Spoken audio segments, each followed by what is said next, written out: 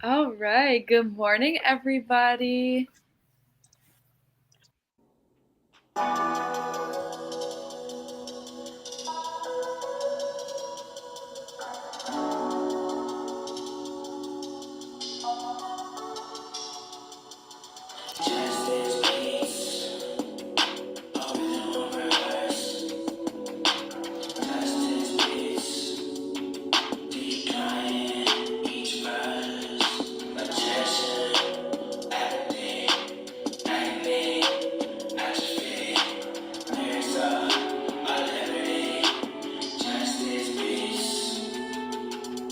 To raise his flag, justice, peace, protesting God, on our voice, on our fight, on our deaths, on our rights. Hey, hey. Justice, peace, we made a joy. Justice, peace, to the heart of a man, the way of this land. Injustice for all was never the plan. Nah, it's never the plan. Justice beats for the two that part. Justice beats, let's talk smart. Justice beats for the two that part. Justice beats, let's talk smart.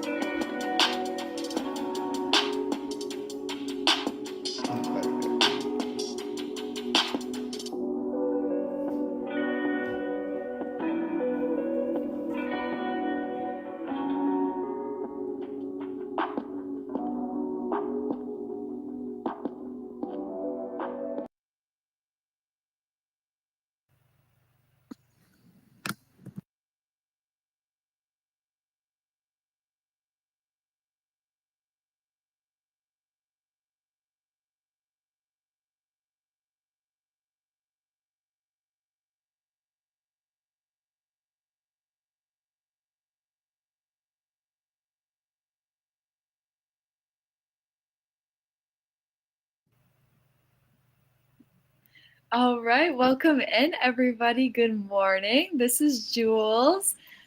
We have the wonderful guest speaker, Erica Nowakowski. I hope I'm pronouncing that correctly. We are having a conversation today with our facilitator, Rachel, about mental health in the juvenile justice system. As always, if anybody has any questions, feel free to put them in the chat and we will try our best to get to those towards the end of the show. Otherwise, I'm going to send it over to you all. All right. Hello. Like I've been saying, we are so excited to have you, Erica. And I'm just going to jump right in. Yeah. So, as somebody who has a bunch of experience, not only with policy, but also having your MSW, what overall are kind of the most common mental health disorders you've seen in juvenile offenders or within like the juvenile justice system? Yeah, and thank you so much, Rachel and team, for having me here today. I really, this is a very exciting time, and I love these kinds of conversations because at the end of the day, these are just great conversations to amplify, right? To talk more about. And I don't think we do. Sometimes it seems like there is a lot of conversation happening around juvenile justice, behavioral health, but the questions I always ask is: are they the right questions? Are we having the right conversations? Are we not only, it's one thing to talk about our young people and the needs that they have, but many times what we end up doing in this type of work is we talk a lot about the negatives, right? And because we know there is a lot that's impacting our young people, but we also need to put our young people who are involved in the system in a different light.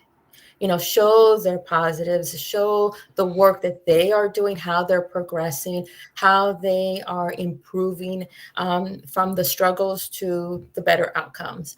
And, to your question about the mental health needs of our young people in the juvenile justice system, I think that it's not very different than the mental health needs of our children in general. They just happen to get involved in the juvenile justice system. I just want to also clarify that, because one of the questions I would have is, when did these young people who started to exhibit behavioral health needs, when did we start to identify that?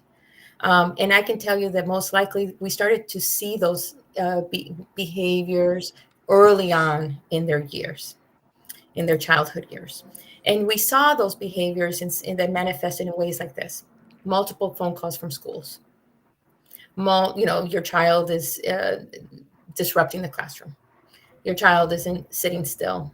Your child maybe got into a fight, or talked back. There was things that were happening, or those are behavioral health type issues, right? Other things that we might be hearing is from parents, as well as from schools. Your child is exhibiting, feeling, talking about or saying that, expressing that they have a stomach ache, or that they're not feeling well today. There's things that are physically that they are expressing that they're not feeling well about. And it could be because they don't have the right words to use for expressing the anxiety that they might be feeling, or the stress that they might be feeling, or even the sadness and or depression that they might be feeling. And so, to me, that question around what do we see most often with our children as it pertains to mental health or behavioral health in the juvenile justice system, it's very much the same behaviors or mental health needs that our general children population experience: depression, anxiety. Anxiety is something that, that the term is so used out there, but it is true. It very much something that we see. The term oppositional defiant, to me, that is something that I struggle with that label, with that diagnosis, because it's one of those things where, well, is it, again, similar to what I was saying earlier, are we talking about a behavior that young person was exhibiting because of frustration that led them to then escalate, decompensate, become more assertive, more, begin to fight more because they cannot use the right words to express the frustration that they're exhibiting or they're feeling. So again, we are in the juvenile justice system. We do see those types of diagnoses within our young kids that pop up, that whether it be depression, whether it be anxiety, whether it be oppositional defiance, we can go on.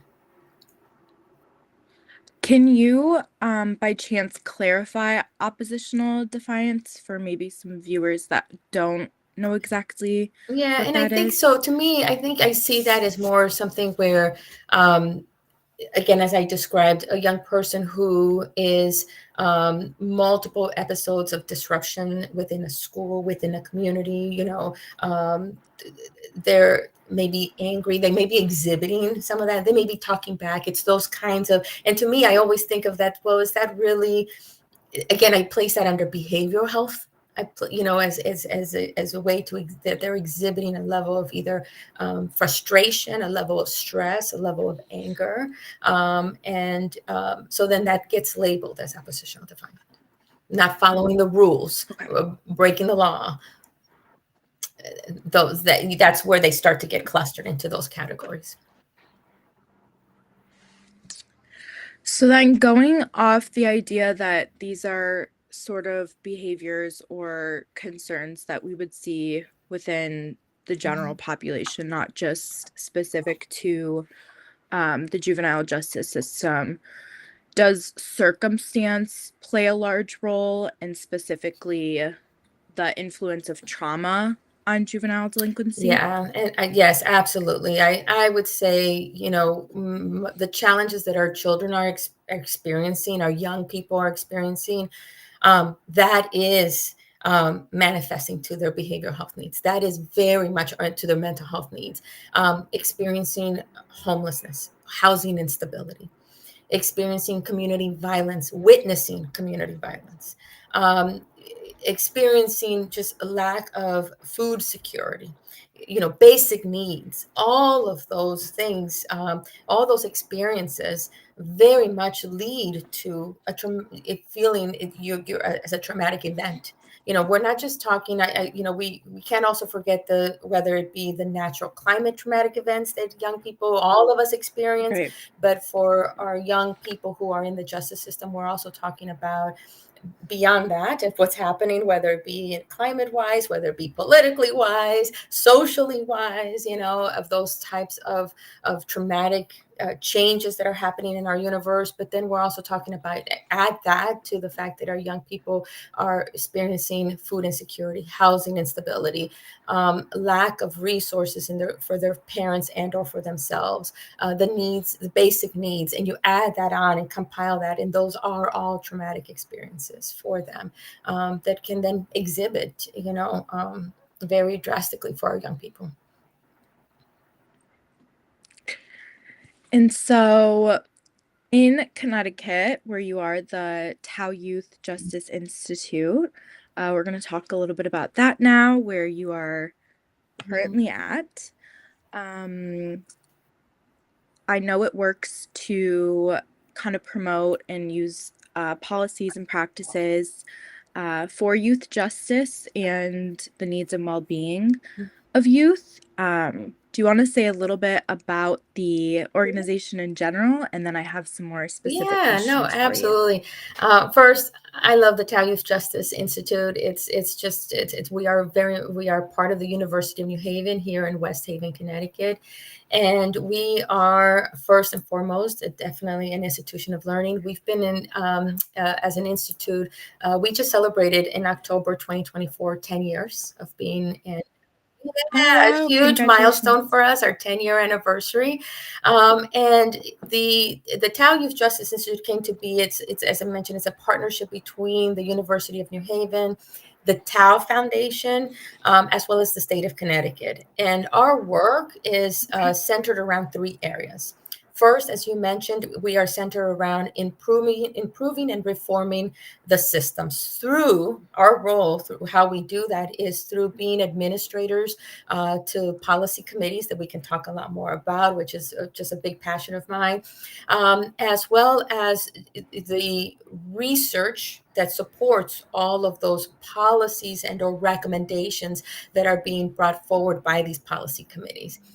So that's where we center. Our second area of focus is providing opportunities for educating and training youth serving professionals. So who are those youth serving professionals? That could be from nonprofit organizations that provide services to our young people in the community. Those could be professionals in the state agencies like probation officers through the court support services here at the judicial branch in Connecticut. That could be correction officers at the Department of Corrections. That could be the social workers and or staff administrators at the Department of Children and Families. These are all professionals that or state agencies that have some type of contact or our children come into contact with. And so we train those individuals, those professionals, in what is juvenile justice or what is youth justice in Connecticut, not only in Connecticut, but nationally. What does the research say around this work? What are some of the new best practices that we're seeing that are showing effectiveness for this work?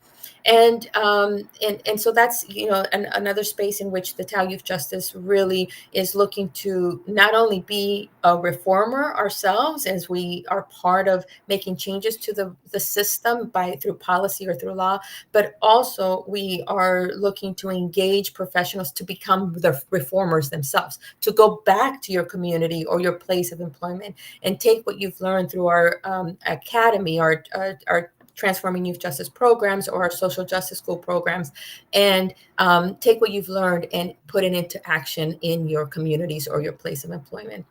And then the last area where we center our work is around restorative practices and restorative justice, and which is vital and key to this work.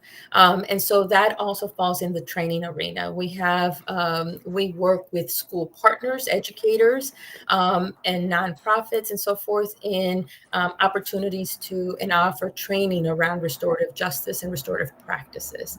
And again, that's another way in which we anchor our work and move this work forward for our young people in our communities. Perfect. And within all these different kind of puzzle pieces, the three big ones that you just described for us, what would you describe to viewers as your sort of primary role within the Tao Youth Justice Institute? So the Tao Youth Justice Institute, we're about 16 staff now. We've grown. We went from being like 4 to now about 16, and it's just a very impressive team. I am one of 2 executive directors for the Tao Youth Justice Institute. We have a senior executive director who used to be actually the executive director for the Judicial Branch Court Support Services, William Carbone. I am the executive director of the Institute, and then we have various teams in our Institute that focus on different parts of our work. So we have a team that's focused on the policy arena, which I want to talk further about with you, the policy arena. We have a team that's focused on training, a team focused on the research part of our work. So basically run the operations of all of the Tao Youth Justice Institute, but I have a great team in partnership to do this work. Awesome. So in addition to kind of policy we're going to be talking about in a little bit, I know we were talking about previously how circumstances and more life traumas like homelessness, food insecurity, and such impact a lot of the, juvenile justice system and such. Is there any sort of specifics or, I guess, information you can give viewers on how adverse childhood experiences might play into the trauma or effects we see in a lot of the kids?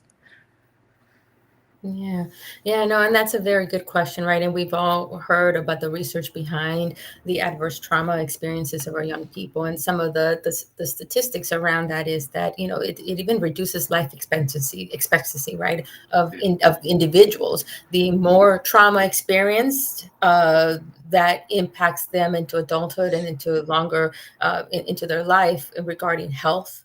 Regarding mental health, so not only physical health, but mental health, and the research has shown how that can really impact also the person's life expectancy, and so I think that one of the things that we need to, as through this research of the adverse trauma, childhood trauma, is we need to also be talking about how. So once we know that a young person or individual has experienced trauma, and it could be, as I mentioned earlier, whether it be social trauma, climate trauma. We're talking about, there's a lot of different levels of trauma, but for our children in the justice system, we're talking about homelessness, we're talking about housing insecurity, homelessness, we're talking about food insecurity, we're talking about community violence, violence within the home and so forth,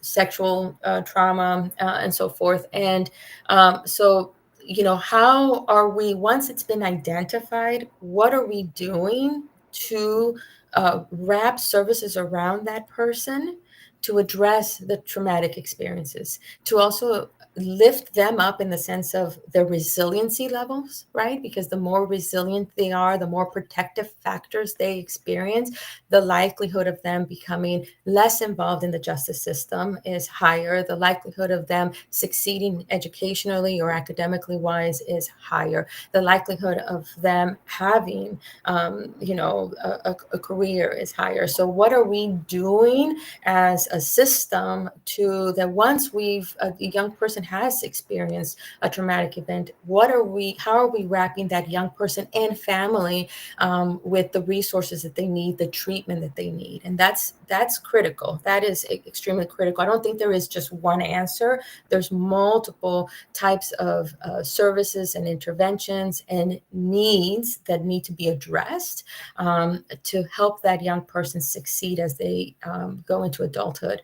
And one of the things, we'll talk about this as when we talked about the policy work, but how are we also including the voices of young people and parents and families to their treatment needs?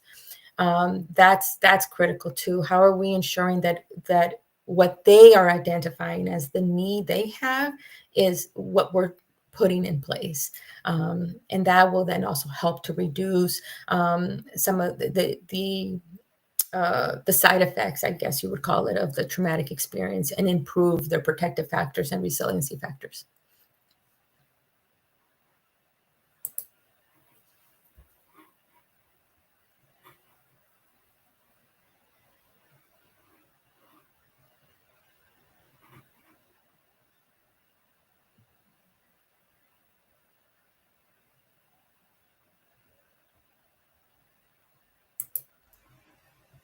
Yes, good morning. I think Rachel may have had an internet bloop.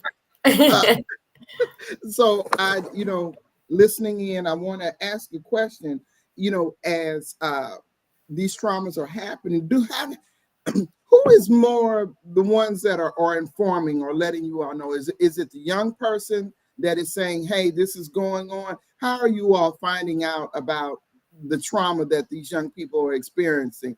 Whose voice is being heard?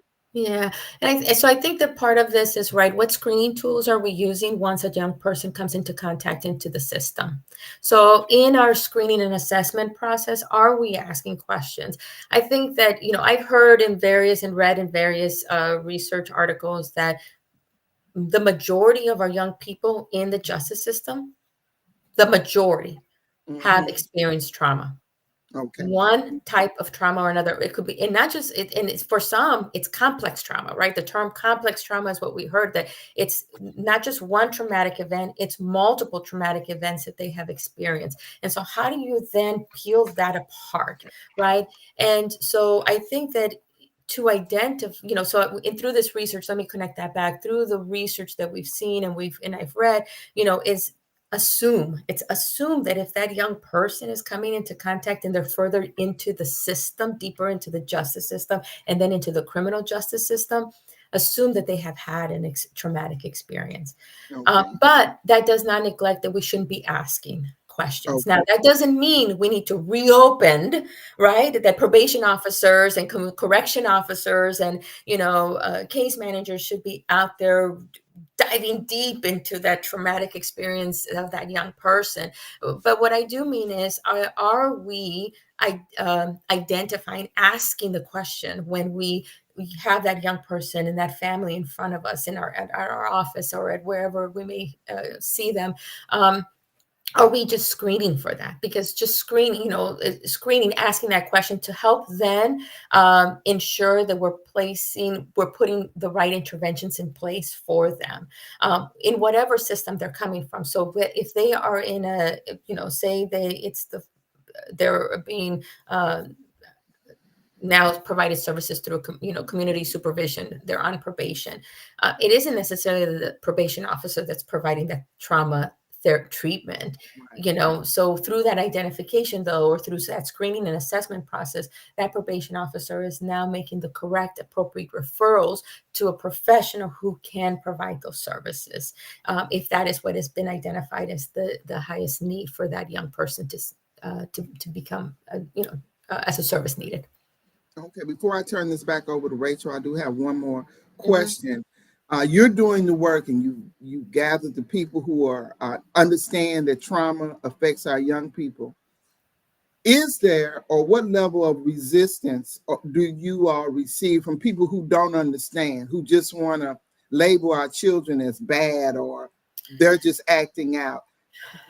What has the resistance in the beginning looks different? Does it look different today? or do just speak on that just a little bit before I turn it Yeah, over? no, and I think that's a really good question. And I think it's also a question that is a layered question. And what I mean by that is the part of this resistance, right, is people's perception of young people of color, boys of color, people's perception of what a 15-year-old, who's just, maybe meeting with friends, their perception of that, and it is sometimes what that resistance is, and to have conversations with professionals and leadership and legislators and individuals out there making decisions, policy decisions about how the law will treat a young person, policy decisions about how we're going to provide services to a young person. We need to talk to those individuals and inform and educate them about what does it mean to have experienced trauma in your community, in your home, wherever it may have been. What does that mean? And how does that young person who's sitting in front of you may be responding to that traumatic event? And so that's, so part of this resistance is better understanding of those, how that behavior is being exhibited because of the traumatic event. And so I think that, we need to do part of that resistance I like to tackle that resistance with facts. I like to tackle that resistance with talking about the successes, the programs that do work. What does the research say? And bring that forward in a space where the policymakers are, to then have a conversation about, well, are we addressing the right need of that young person? Or are we just saying, yeah, no, they're just being, they're just looking for a fight. They're just hanging out. They're not doing anything, productive. So the best, so then it's more about, it becomes that this young person isn't, it's not trauma. It's not what they're exhibiting, somebody who's angry or somebody who's breaking the law or somebody, it isn't that, or that they have a specific need. And the reality is that it's again, it's peeling back the onion. There is more to what's happening to our young person, and we need to better understand that. All right, Rachel, I got it back over to you. Hi, sorry about that. No it would problem. not be any fun without technical difficulties. So we do have a break in a couple minutes, but quickly before that, I just had a quick question, and then we'll jump into policy so we don't rush that part. But I know prior to your work at the Tau Youth Justice Institute, you worked 8.5 years for the state of Connecticut's judicial branch court. How has that, I guess, kind of influenced your work with the juvenile justice system and the Tau Institute and all of that? Yeah, no, really good question. And, and first and foremost, I'm a social worker. I have my master's degree in social work. This is a great field to be in. I always try to amplify that because it's people's perception of social workers is like, it's just clinical. No, it's not. We're policymakers. We're in the political space and so forth. We're in a multitude of different spaces. My experience with the judicial branch court support services was such a great experience. I worked at that time, what they called the Center for Best Practice. And really, one of the great things about the judicial branch court support services is that they really are, to what I consider to be approach this work in a very, what does the research say? What are the evidence-based practices? And bringing that to ensure reduction of recidivism or ensure reduction of rearrest. And so to me, that experience working there was just a wonderful experience. I got to work with nonprofit organizations, with probation. The work that I did there also focused on not only research, but also quality assurance, training. And one of my favorite topics to talk about is gender responsive services. It's not a one size fits all. So how are we ensuring and what I mean by gender responsive is not just like, what are we doing just with our young girls and females in the system, but what are we also, can we turn back the pages a little bit and go back and look at the research about the services we're doing and the interventions we're providing to our young boys and males? Maybe we didn't get it right. Are we missing that the trauma-informed services in the world of the interventions for young men? Are we missing those, going back to the core, to those services, and recreating those services to ensure that they are, when we say evidence-based, it's also inclusive of gender responsive approaches, cultural responsive approaches, and so forth. So it was a great experience. Awesome. Glad to hear. Mhm. All right. I think we're going to do a quick commercial break and then we'll be back. Introducing Next Generation Media Internship Program, designed for undergraduates, postgraduates, unemployed, dislocated workers, and WIOA participants. Our program offers remote virtual work experiences, qualifying as approved individualized career services. Learn while leading at your own pace, with part-time or full-time hours per week. Benefit from weekly debriefings and group supervision, along with our 15-minute masterclasses. Our projects include the Justice Beat Talk Show and the Just Us Youth Talk Show.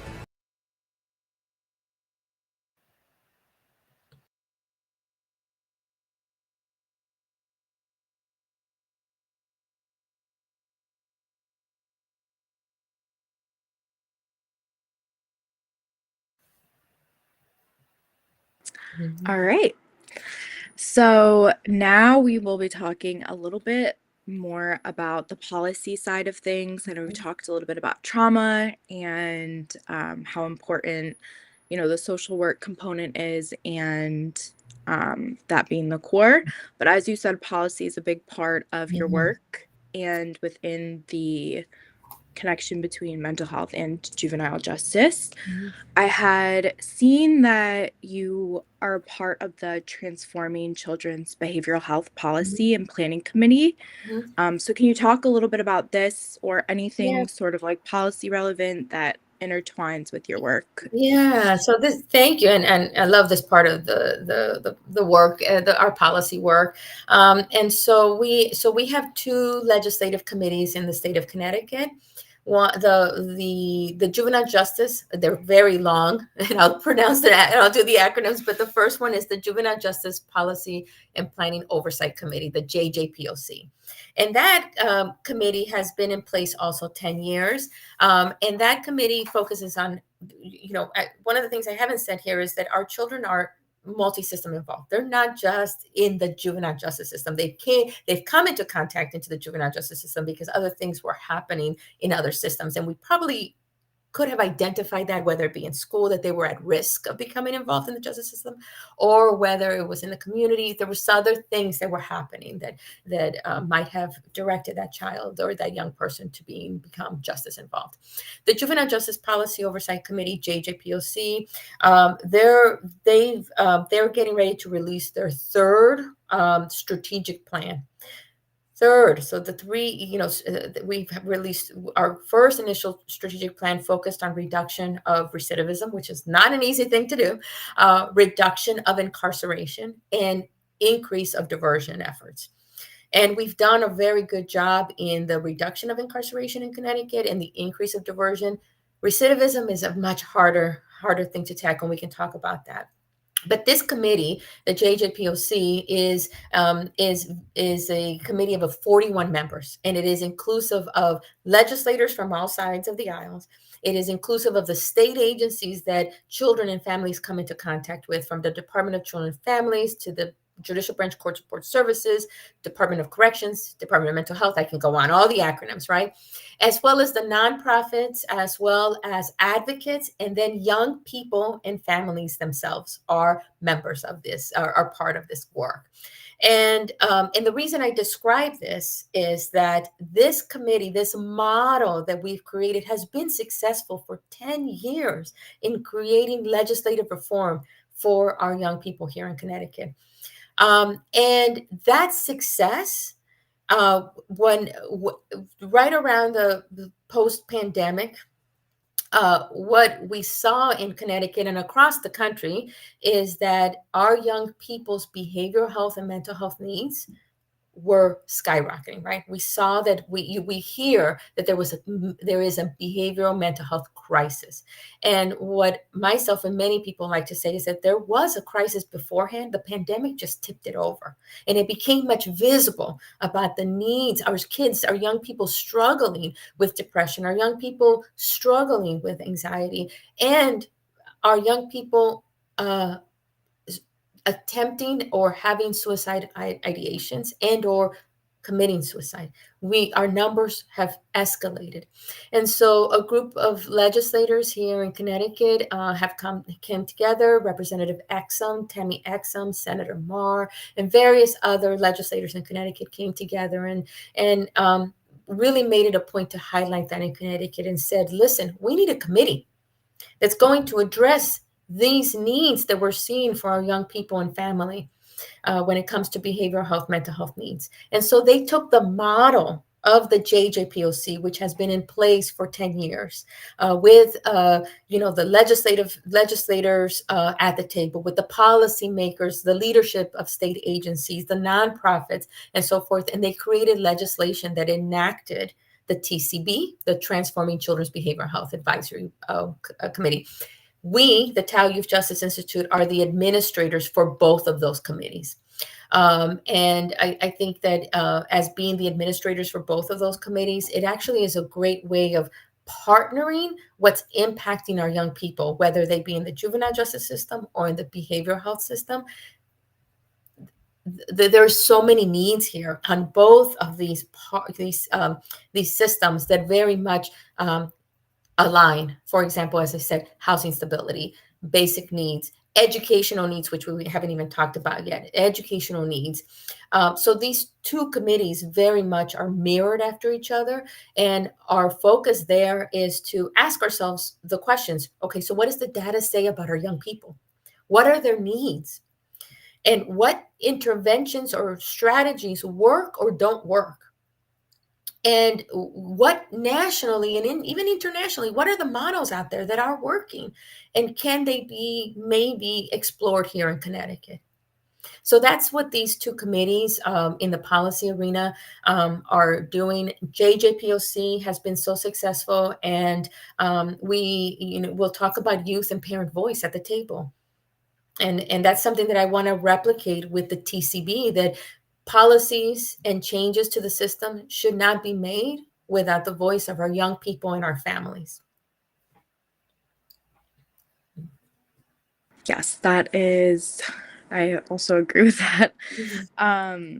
So I know you were talking about the success of some of your diversion programs, and you wanted to talk about a little bit about the education side as well.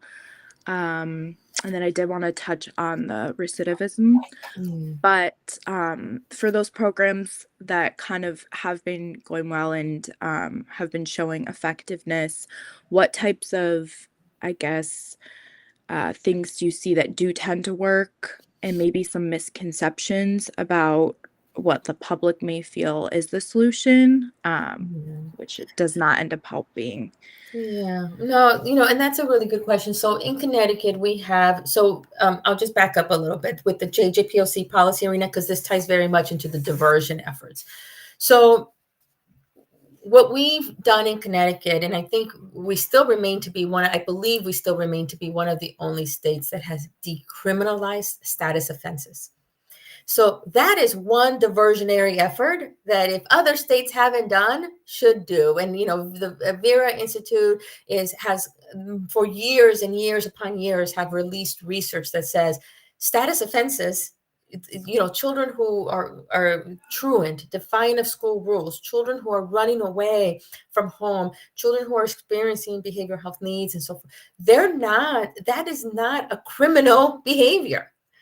That we should not be referring those young people to the justice system, because the justice system is not the place that will provide the services that they need. We're forcing the justice system. When we do that, we're forcing the justice system to start to do these type of services that is not their expertise in. They do in Connecticut a good job, but we made a decision back in 2016 through the JJPOC that through the research, which is very, very evident, this is not where our status offenses, our kids who are running away, our kids who are truant from school or not, or defiant from school. That's not the place in which the system that should be providing services to them. Instead, what we did is in 2016, we passed the law that said that with status offenses, these classifications will no longer be referred to the court. They will not be considered a criminal act. They will be diverted to the community.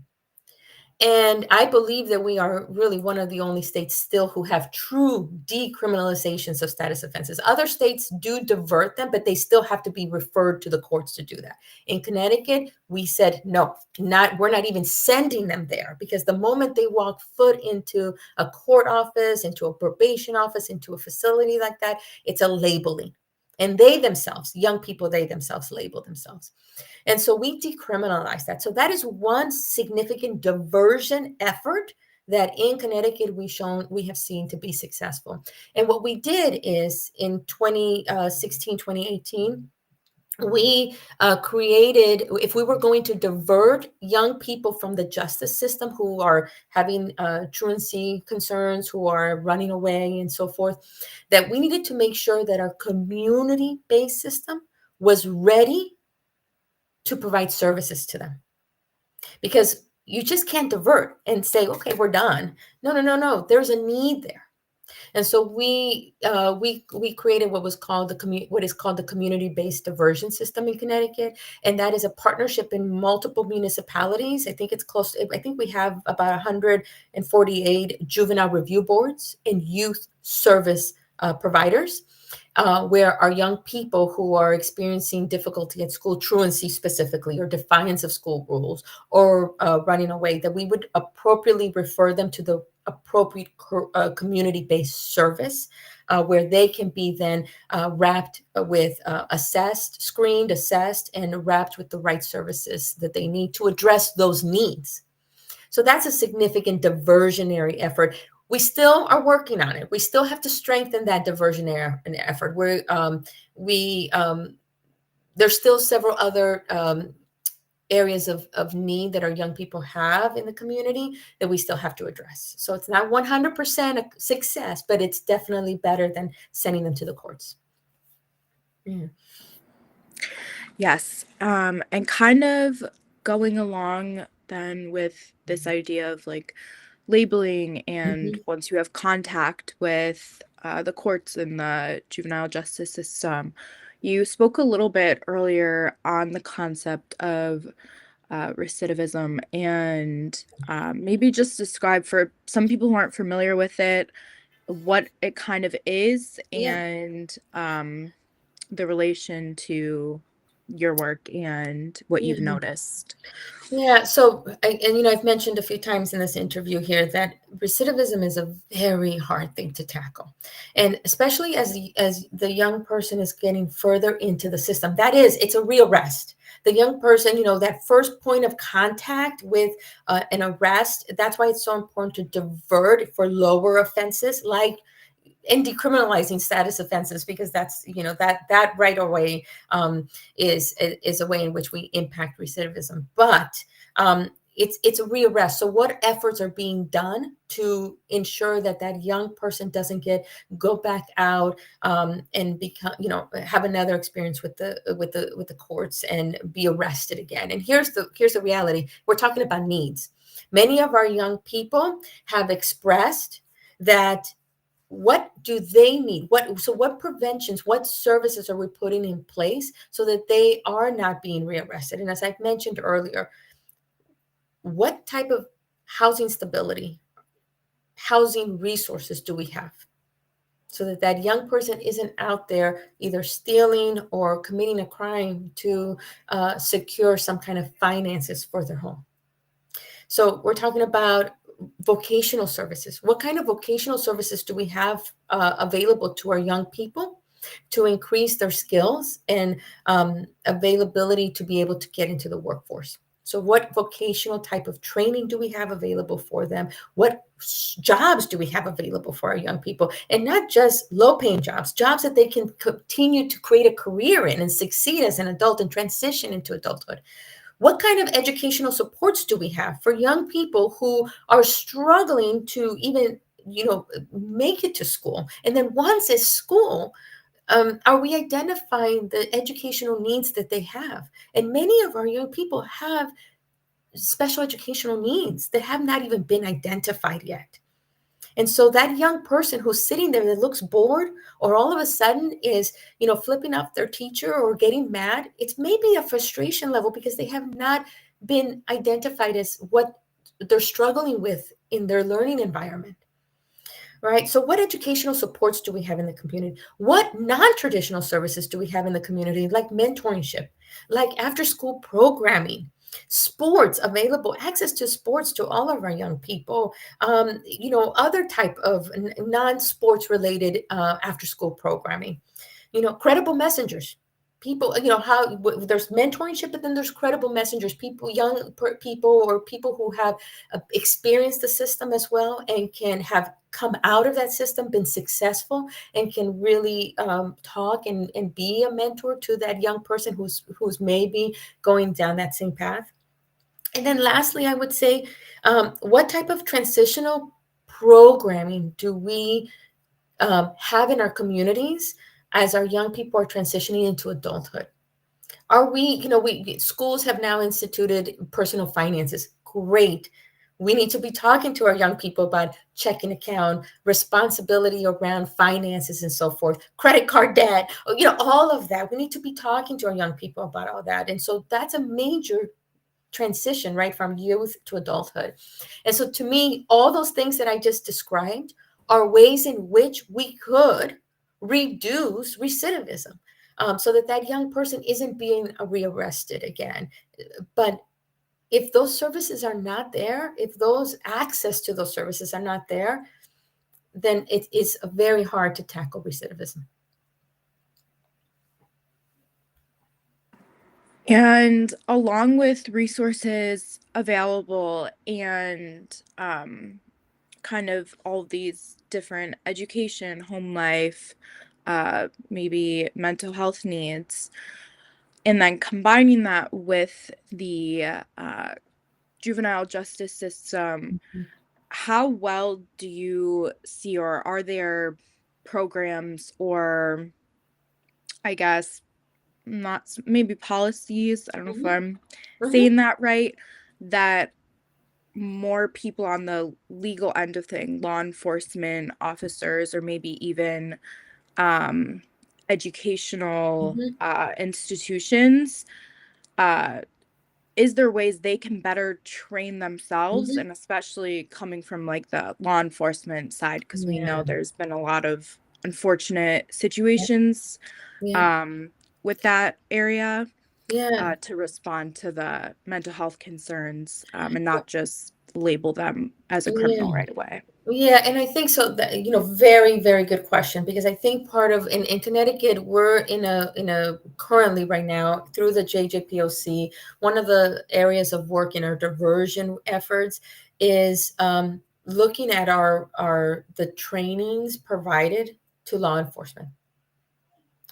And so we need to peel that back. What are so there is a lot of training for law enforcement. There's got to be very good training, but we need to go beyond how do you handcuff somebody. But I will also tell you that our law enforcement will also say they are not the mental health provider. They do have a job to do, and it is hard for them when they are called to a school and they have to respond. We hear this from our law enforcement. They have to respond. And so, I think part of this work that we need to do is include law enforcement in the development of the trainings that they will be going through, asking them what do they need so that they can do their job and better. And when they are come across a situation where it's very clear that this isn't necessarily a criminal activity, this is a young person who is the school called. I'm just using this example of school because that's where young people are mostly at. The school has called. The young person is having a very difficult time. There may be a fight and so forth. We have to protect all. We have to keep our community safe. But so, but how do we, the training for our law enforcement about what they're seeing, but yet they still have to respond to something because they have to keep that community safe. They have to enact certain rules that they've been trained to do. But then how do we expand that training to also be about adolescent development? Understanding that the young person in front of you may be acting out because of a traumatic experience, or just things that are happening in the home, in their community. And so better understanding that, their social environment, and then the young person's response to that, as well as just the regular day-to-day adolescent development of that 13-year-old, 14-year-old, 15-year-old, that this is to some extent a normal response. But again, I think we need to look at the trainings provided to our law enforcement, add adolescent development there, better understanding of adolescent development, add trauma informed. What does that mean? What does experiencing trauma mean? And how is that exhibited by a young person or any person? And mental health, and they don't need to become mental health professionals. And one last thing I'll say too about this, as it pertains to law enforcement and response in Connecticut, this is now probably, we're maybe 2 years, 3 years into this now. In Connecticut, we have piloted in certain municipalities a law enforcement mental health partnership, where law enforcement and social workers respond to a call in certain spaces, whether it be like a school space, or whether it be something that happened, in the community. And it is showing to be very successful, where it's still new, fairly new, and where it's being piloted and implemented in various municipalities in Connecticut. We were seeing a lot of attention being drawn there about this partnership with law enforcement and therapeutic interventions, or social workers, or individuals in the mental health arena partnering together to respond. And then we do have one audience question, kind of backtracking a little bit. Yeah. But the question is, how do we identify and build resilience in youth who are justice involved? I know you talked about it a little bit, but well, wow, resiliency and protective factors, right? And that's it. We know that I feel very strongly, this is my observation, that the more we can focus on working with a young person's strengths, the better we will be in the sense of the response to the outcomes that we will get for that young person, and the outcomes that we will see in our system. So we need to first identify what is that young person's strengths, what are their interests, and so if they come into contact with the law enforcement and or community supervision and or the Department of Corrections, if you're going further into the system, are we asking, just like we're screening for trauma, just like we're screening for risk factors, how are we screening, or how are we asking the questions about a young person's strengths, their interests, and how are we working with those? And that's how we build that up. Just reinforcing that. So if the young person is interested in arts, okay, let's make referrals to art programs. Let's start there. If the young person is interested in sports, okay. If the young person is interested in cooking and or any other type, their interest, sciences, whatever may be, music, whatever may be, let's start there and build that up. And I don't think we spend a lot of time doing that. I think we spend a lot of time saying, you're going to go to this anger management program, you're going to go to this other program here, you're going to go, we refer to so many programs that are considered the traditional programs versus looking at what they are interested in that builds their resiliency, and maybe making those non-traditional type of referrals and working from there. Perfect. And sort of piggybacking off of all of these things that you're mentioning, art programs, tapping into the child's interest, things like that. What, I guess, changes have you seen when those policies or those kind of Mhm. programs are implemented? Is it Yeah. just less contact with the system in general, or Yeah, reduced contact, or Yeah, no I would contact say, at all? it's, our hope is, right. So if we're adding educational support services, and I'm talking about like even non-traditional educational support services, tutoring and, beyond the tutoring, not just in the tutoring in the school, but in the community, whatever it may be, or whether it be that young person is interested in after school programming. And by the way, the young people are asking for these things. We just, on Monday, Tuesday, we're going to release a report that is specifically, it's titled Youth Report Voices Behind the Numbers. And this was something that we just concluded, my team just completed, which surveyed 139 young people and asked questions about what their needs are as they transition into adulthood. And these areas, when we're talking about resiliency, this is what they said. They said vocational services, housing. They asked for a safe space to go to. Those are all those resiliency factors. Those are all those protective factors, and so the outcomes that we will see is that we will see young people hopefully being engaged in their school system, right? Engaged in their classroom, whether it be a traditional classroom or a non-traditional advocate programming, that they would be engaged in positive activities. And so that is the likelihood of arrest or coming into contact with the law enforcement would be less. If their housing and food security is being addressed, you'll see then less contact, right? So I think that, these are all things that they're telling us what they need.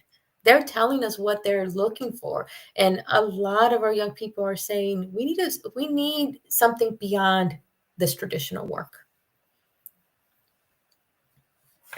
Yes, we have to listen. Yes, For sure. absolutely. Do a Yeah. much better job of that. Mhm.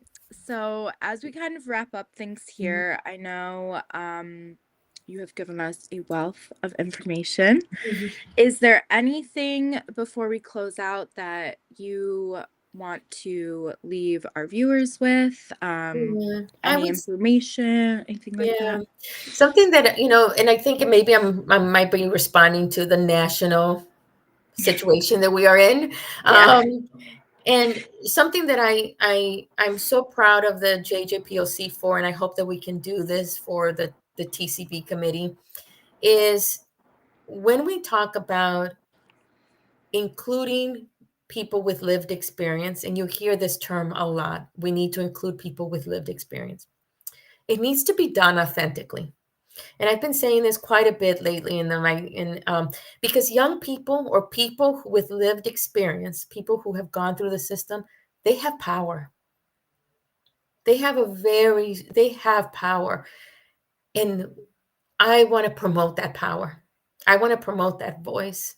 They are speaking loudly. They're letting us know what they need. We need to honor that and not just do the one off where we bring them to the table and say, talk to us about what you need. Tell us how we can help you. That to me doesn't work. Let's partner with them. Let's have them at the table for every meeting. Let's listen to them, as you mentioned earlier. Let's include their voice into the policies that are being changed. Let's not just do the one off.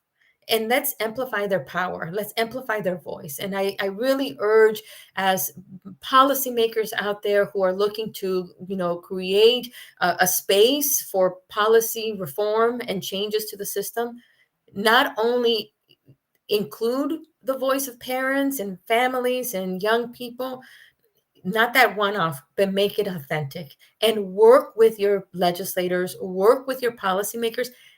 Also train them about what does it mean to work in partnership with young people or people with lived experience. It's a very different conversation when the professionals in the room and our young people or people with lived experience, who also, by the way, are in their own sense professionals. It's a very different conversation. It feels different. It sounds different. And we need to open that space more, and we need to be authentic in that space, and we need to encourage it more. Wow, that was wonderful. And this whole conversation has been an honor, really, because I've learned so much that Mhm. I think I can take with me, and I know a lot of our viewers have too. So Mhm. thank you so much for Thank, joining us thank today. you for having me here. I really appreciate this. A very exciting opportunity. So thank you for everything that you're doing and for amplifying the voice of this work and the work of others as well. So thank you. Awesome.